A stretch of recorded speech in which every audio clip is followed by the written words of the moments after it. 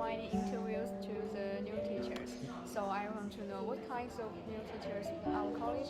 So yeah, I'm sure you know that lots of people think that if you can speak English, you can teach English. Now that's definitely not true. And yeah, we want our students to be confident that the teachers that they have are qualified and experienced. And that's a very important thing that we look for.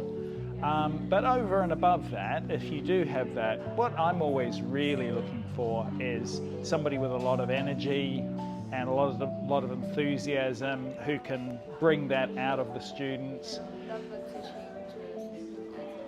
Yeah, and you know, they really need to be able to get the students talking when at first the students might be shy. Sometimes the topics in our books aren't interesting to our students. So yeah, so I think a lot of it is personality.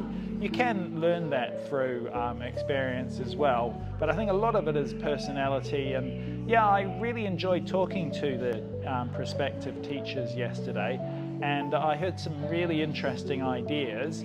So one question I asked is, if there's like a grammar subject that the students are finding a bit difficult, what would you do with that? And one of the teachers said, well, yeah, the whole thing might be hard, but little pieces are easy. And he used the word chunk to break it into chunks. So if they're all said, I past perfect, I don't know what that is. So he said, yeah, I just break it down into little pieces. The first piece is easy to understand, the second piece, each piece on its own is easy to understand, and then when you finish, you've done the whole thing.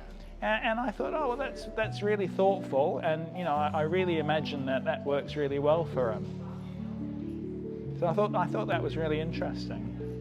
So what qualification our college teachers? Well, we prefer them to have a CELTA.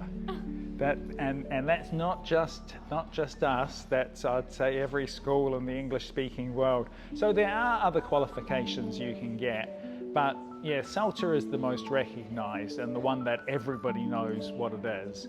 And then, yeah, we do ask them to have 2 years experience as well, because yeah, you learn a lot. You learn a lot in those first 2 years. I know I did.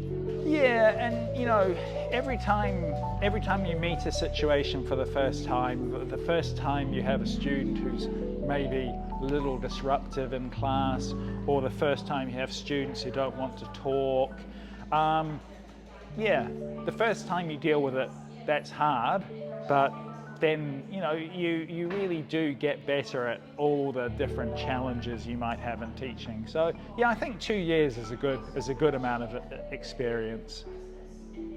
How long times our teacher have teach the English in our college? Okay, so in total, now I don't mind people guessing my age, so I've been teaching for over 25 years, and our other teacher, I hope she doesn't mind, but yes, she's also got 15 years experience. Just more than 15.